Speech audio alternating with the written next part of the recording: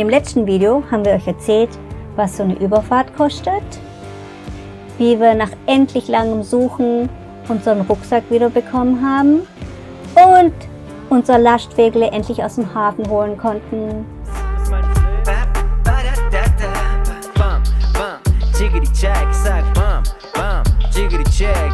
Er ist der Rhythmus meines Lebens. Hallo, willkommen zum dritten Teil. Nachdem wir dann unseren Rucksack und alles bekommen haben vom Flughafen-Terminal, war natürlich für uns wichtig, dass wir erstmal Einkäufe erledigen, weil das Auto komplett leer war, also keine Gewürze, keine Lebensmittel, nichts mehr drin. Und was man halt macht in Amerika, und das vielleicht jedem Begriff ist, man fährt zu Walmart. Ja, das sind riesengroße Läden, also wirklich unvorstellbar groß, wo man alles kriegt über Autosachen, Angeln, Essen, Konserven, Trinken. Also da kriegt man einfach alles und daher war das naheliegend für uns, dass wir da hinfahren.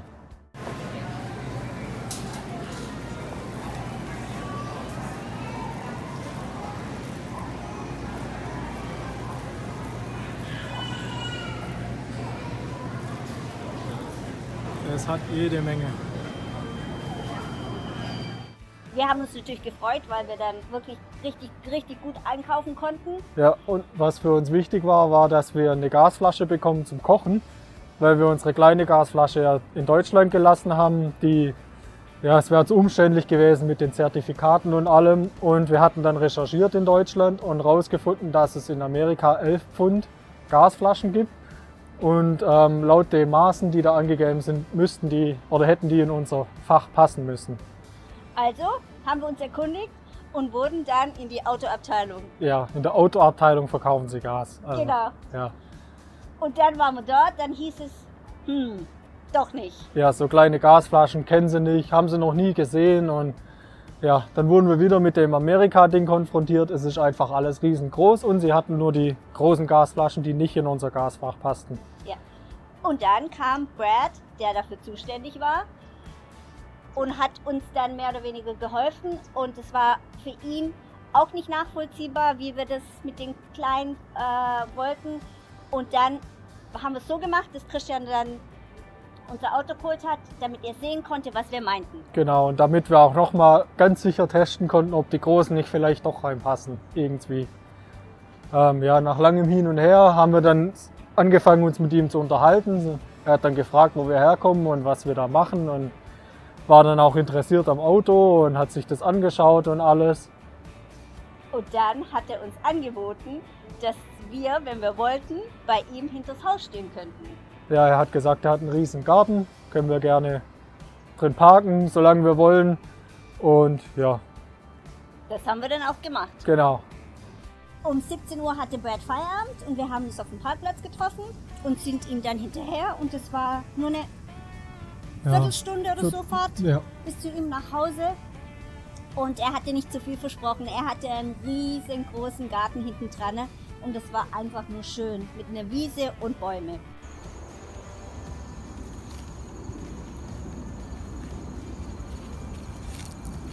Da sind wir dann um seine Garage drumherum gefahren und er hat uns dann auch gleich gefragt, ob wir Wasser oder so brauchen. Da haben wir natürlich gesagt, klar, weil unsere Tanks waren ja auch leer. Also haben wir erstmal, ich glaube, wir haben nur einen Tank gefüllt mit 150 Liter.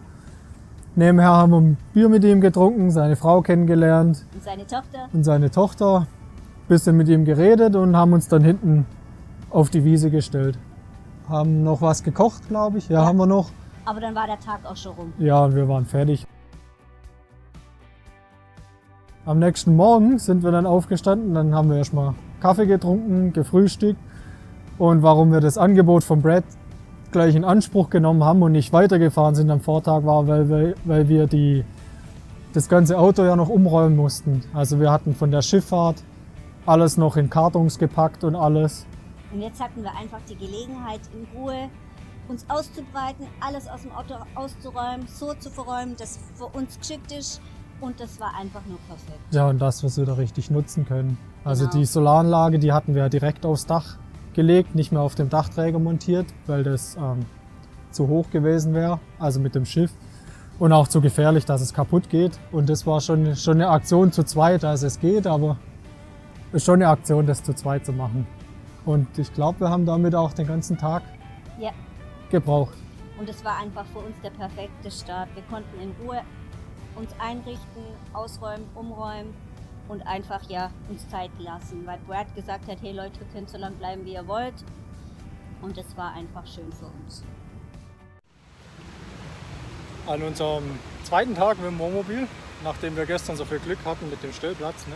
Ja. Und Brad Brad im Garten. Walmart. Ja, haben wir gestern festgestellt, dass hier ein bisschen wärmer ist, wie wir gewohnt sind von Spanien und so. Und jetzt gehen wir mal ein paar Ventis kaufen, damit die Nächte ein bisschen kühler werden. Ja.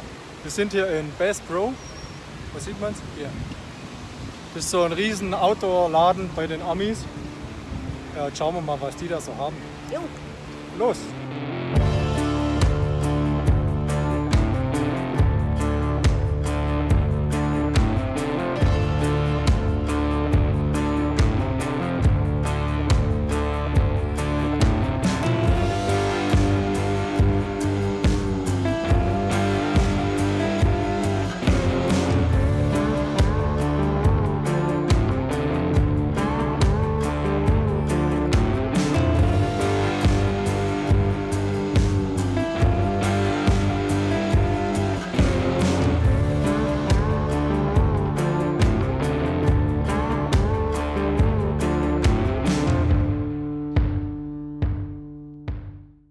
Oh, schnell rein, schnell wieder raus. Jetzt dürfen wir theoretisch nicht mehr schwitzen. Mal schauen, wie wir die noch einstecken wegen dem amerikanischen Anschluss. Und dann, Ja. Jetzt fetzen wir wieder heim. Ja, als wir dann zurück waren, haben wir gesagt, komm, wir verbringen noch ein bisschen Zeit mit Brad. Haben ein bisschen mit ihm geredet und er hat uns dann erzählt, dass er in Florida auch ein Haus besitzt. In Melbourne. Ja, Und wir haben gesagt, ja, schön, wir wussten noch nicht, wie die Route ist. ja, ob wir da überhaupt vorbeikommen.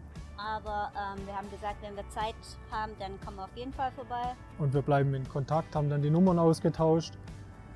Ja, sind dann wieder schlafen gegangen und am nächsten Morgen ging es los auf die Autobahn. Spät, weil Brad gesagt hat, wegen morgendlichen Verkehr. Los geht's! Gut, ja, jetzt.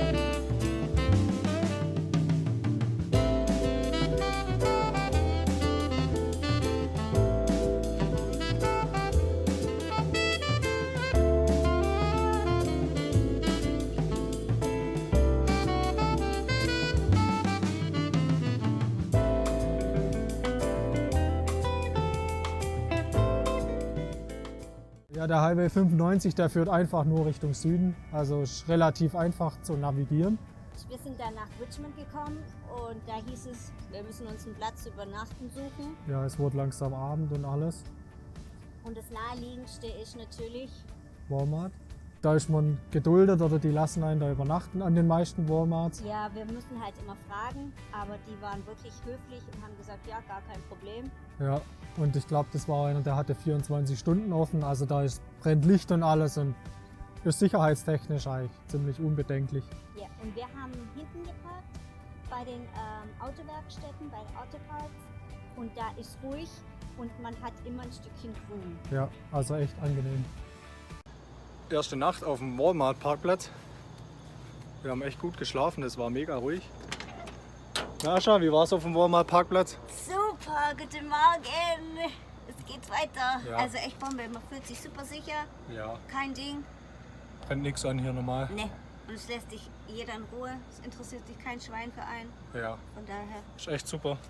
Das Blöde war gestern, wir sind nicht mal 100 Kilometer gefahren gewesen und dann guckt euch das an. Einen richtig fetten Steinschlag in die Scheibe. Ist zwar blöd, aber wir schauen mal nach so einem Carglass oder so, dass die das uns reparieren. Jetzt fahren wir weiter in Richtung Meer. Normalerweise müssten wir in 3-4 Stunden da sein. Und dann hoffen wir, dass wir vielleicht heute schon schwimmen können. Ja. Unser Ziel war natürlich sofort oder so schnell wie möglich ans Meer. Ja, deswegen sind wir auch an allem vorbeigebrettert, Washington DC und dem ganzen Zeug. Und wir haben uns dann ausgesucht in North Carolina, Wilmington Beach. Ja, Genau. da haben wir dann über RV-Parky, keine Ahnung, haben wir uns dort Campingplätze ausgesucht. Es hat sich dort schon angezeigt, dass es schwierig wird, was zu finden, weil A, alles voll oder B, schweineteuer. Aber das wussten wir noch nicht. Wir waren noch hoch motiviert und wir haben dann auch was gefunden. Also die State Parks, die sind auch echt gut. Man zahlt da meistens Eintritt. Diesmal war es so, dass wir, obwohl wir keine Hookups hatten, das heißt kein Strom und kein Wasser brauchten, haben wir trotzdem 25 Ja, Dollar 25, ja. zahlen müssen. Ja, Und wir haben gesagt, erstes Mal versuchen wir, schauen uns an, ob es uns gefällt oder nicht. Und es war wirklich schön. Der Platz war etwas schattig für uns, Ja, für unsere im Wald. Solaranlage. Das war ein bisschen schade, ja. aber Und, es war wirklich schön. und Moskitos. Und Moskito hat es auch, Ja, aber es hat sich dann rausgestellt, dass es ganz nah zum Beach war. Wir konnten dann mit dem Moped losfahren und es Ja. waren echt nur 5 Minuten. ja. Und hatten dann auch gleich unseren ersten schönen Strandmittag. Es Genau. war noch ein bisschen frisch, aber man konnte baden und ja, war richtig schön dort.